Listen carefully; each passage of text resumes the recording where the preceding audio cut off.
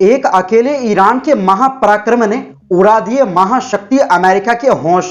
जी हां, इजरायल के बहकावे में आकर ईरान को मिटाने का ख्वाब देखने वाले अमेरिका के हेकरी अब पूरी तरह निकल चुकी है। ईरान से लड़ते लड़ते अमेरिका का एडवांस मिसाइल भंडार खाली। रिपोर्ट आया सामने, अब चीन के सामने निकलने वाली है अमेरिका की हवा। ड्रैगन को फुल मौका, जानेंगे पूरा मामला।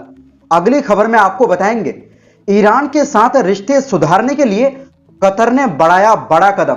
तेहरान पहुंचकर ईरानी राष्ट्रपति से मुलाकात और दिया मदद का भरोसा। साथ ही बताएंगे रूस ने ब्रिटेन को दे डाली सीधी धमकी। यूक्रेन को लंबी दूरी की मिसाइलें देना जारी रखा तो दुनिया में कहीं भी ब्रिटिश सैन्य ठिकाने भी बन सकते हैं निशाना। तो बिना समय गवाए बात करते हैं खबरों की। दोस्तों, ईरान के साथ चल रही लंबी जंग की वजह से अमेरिकी सेना के पास मिसाइल इंटरसेप्टर, खासकर पैट्रियट सिस्टम और सतह से सतह पर मार करने वाली लंबी दूरी की मिसाइलों यानी ATACMS और PRSM का भंडार क्रिटिकल से भी बदतर यानी बेहद खतरनाक स्तर तक खाली हो चुका है। एसोसिएटेड प्रेस और राइटर्स की रिपोर्ट्स के मुताबिक अमेरिका ने इस जंग में अपनी अत्याधुनिक मिसाइलों का लगभग पूरा जखीरा फूंक दिया है और उसके करीब 25% बेहद महंगे MQ-9 रीपर ड्रोन भी तबाह हो चुके हैं। असल में अमेरिकी राष्ट्रपति डोनाल्ड ट्रंप ने इजरायल के बहकावे में आकर ईरान में सत्ता बदलने की साजिश के तहत 28 फरवरी को इस अवैध जंग की शुरुआत की थी, जहां उन्हें लग रहा था कि वो ईरान को हफ्तों में घुटनों पर लाकर एक आसान जीत हासिल कर लेंगे। लेकिन ईरान ने भी ऐसा करारा पलटवार किया कि पासा पूरी तरह पलट गया। ईरान ने खाड़ी देशों में मौजूद अमेरिकी ठिकानों पर ड्रोन और मिसाइलों की खौफनाक बारिश की। वहीं इस हथियारों की भारी किल्लत की वजह से अब नाटो देश और यूरोप रूस से हमलों को लेकर बेहद डरे हुए हैं, क्योंकि अमेरिका के पास सिर्फ एयर डिफेंस सिस्टम का भंडार ही खत्म नहीं हुआ है, बल्कि बेहद खास ATACMS मिसाइलों का 100% भंडार समाप्त हो चुका है। और यह सारा कुछ किस वजह से हुआ है? ईरान से पंगा लेकर। अब इसी खाली होते भंडार का सबसे बड़ा और खतरनाक असर चीन के मोर्चे पर पड़ रहा है। द वाशिंगटन पोस्ट की रिपोर्ट के मुताबिक अमेरिका ने ईरान युद्ध के दबाव की वजह से प्रशांत महासागर क्षेत्र से अपनी फौजी ताकत का रुख मोड़ दिया है, जहां चीन के पास दुनिया की सबसे बड़ी नौसेना है। चीन को रोकने के लिए तैनात किए जाने वाले करीब 30 से ज्यादा अमेरिकी युद्धपोत और मिसाइल डिफेंस रडार हिंद प्रशांत क्षेत्र से हटाकर मिडिल ईस्ट भेज दिए गए हैं।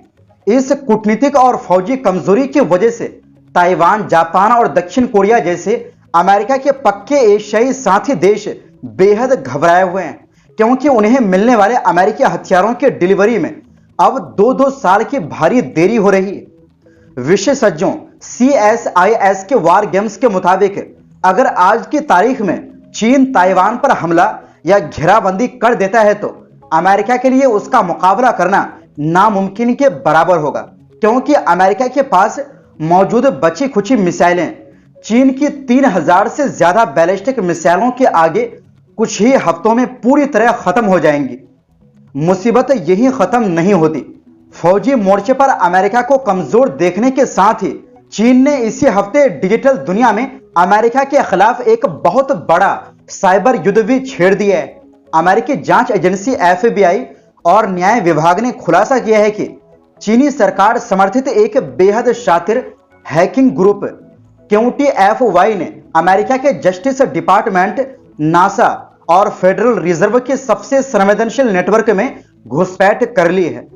चीनी हैकर्स ने अमेरिका के बिजली ग्रिडों, टेलीकॉम ऑपरेटरों और अस्पतालों के सिस्टम को ठप करने की साजिश रची थी, जिसके बाद राष्ट्रपति ट्रंप ने अमेरिकी पावर ग्रिड को बचाने के लिए देश में नेशनल इमरजेंसी का ऐलान कर दिया है।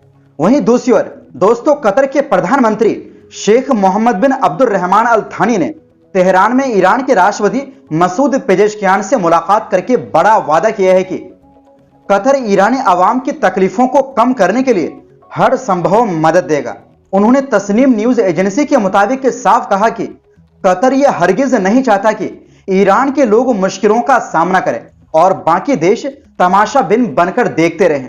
उन्होंने बताया कि कतर के अमीर शेख तमीम राष्ट्रपति पेजेशकियान को भाई मानते हैं और हालिया तनाव के बावजूद दोनों मुल्कों के बीच गहरी इज्जत कायम है। कतर द्वारा बंदी बनाए गए ईरानी पायलटों के मुद्दे पर भी उन्होंने कहा कि इस मामले को पूरी ईमानदारी से सुलझाया जाएगा। इस पर ईरान के राष्ट्रपति मसूद पेजेशकियान ने साफ लफ्जों में कहा कि ईरान और कतर हालिया दर्दनाक घटनाओं को पीछे छोड़कर आपसी सहयोग को दोबारा शुरू कर सकते हैं। उन्होंने दो टूक लहजे में कहा कि ईरानी जनता के सभी कानूनी अधिकारों को मान्यता मिलनी चाहिए। ईरान अपने कानूनी अधिकारों से बढ़कर कुछ नहीं मांगता और वो किसी भी दबाव या गुंडागर्दी के आगे हरगिज नहीं झुकेगा। पेजेशकियान ने यह भी साफ किया कि दोनों देशों ने कई साझा प्रोजेक्ट की प्लानिंग की थी, लेकिन इस जंग ने उनके समझौतों और द्विपक्षीय संबंधों को आगे बढ़ने से रोक दिया। उन्होंने इजरायल पर सीधा आरोप लगाया कि वो जानबूझकर मुस्लिम मुल्कों के बीच करीबी रिश्ते बढ़ने से रोकना चाहता है। आपको बता दें कि कतर के प्रधानमंत्री जो विदेश मंत्री भी है, उनका यह दौरा अमेरिका और ईरान के बीच तनाव को शांत करने की कोशिशों का हिस्सा है, जो इस जंग की शुरुआत के बाद से उनका पहला ईरान दौरा है। दरअसल कतर और ईरान के बीच कड़वाहट की वजह यह थी कि अमेरिकी हमले के बाद ईरान ने भी कतर में मौजूद अमेरिकी अड्डों को निशाना बनाया था, लेकिन अब कतर इन सब बातों को भुलाकर ईरान की मदद के लिए आगे आया है। वहीं दूसरी ओर दोस्तों, रूसी विदेश मंत्रालय की प्रवक्ता मारिया ज़खारोव ने गुरुवार को चेतावनी दी है कि यूक्रेन को लंबी दूरी की मिसाइलों की लगातार सप्लाई के जवाब में यूक्रेन के अंदर और बाहर मौजूद ब्रिटिश फौजी ठिकानों को रूस निशाना बना सकता है।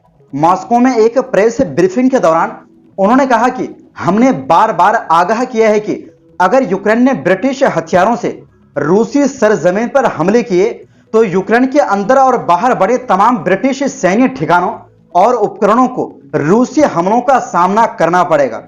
उन्होंने स्टॉर्म शैडो लंबी दूरी की क्रूज मिसाइलों को सौंपने के मुद्दे को इस जंग में लंदन की सीधी भागीदारी का सबसे बड़ा सबूत बताया। उन्होंने नोट किया कि साल 2023 में जब ये मिसाइलें पहली बार दी गई थी, तब से ब्रिटेन इनके इस्तेमाल पर पूछे गए सवालों से बचता आ रहा था, लेकिन एक वक्त के बाद इनका इस्तेमाल साफ हो गया।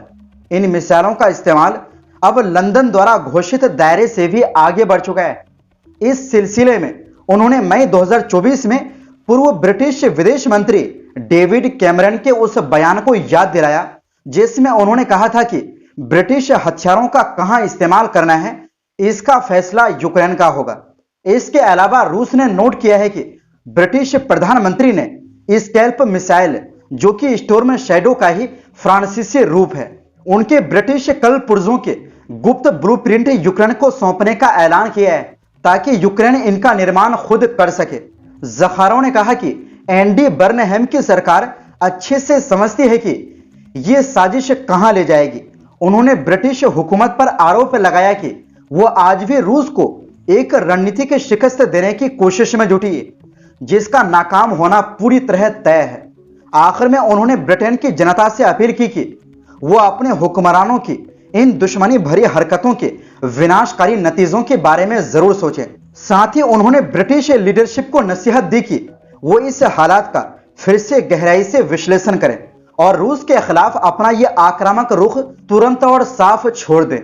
तो फिलहाल के लिए इस रिपोर्ट में बस इतना ही। फिर मिलते हैं एक नई रिपोर्ट्स के साथ।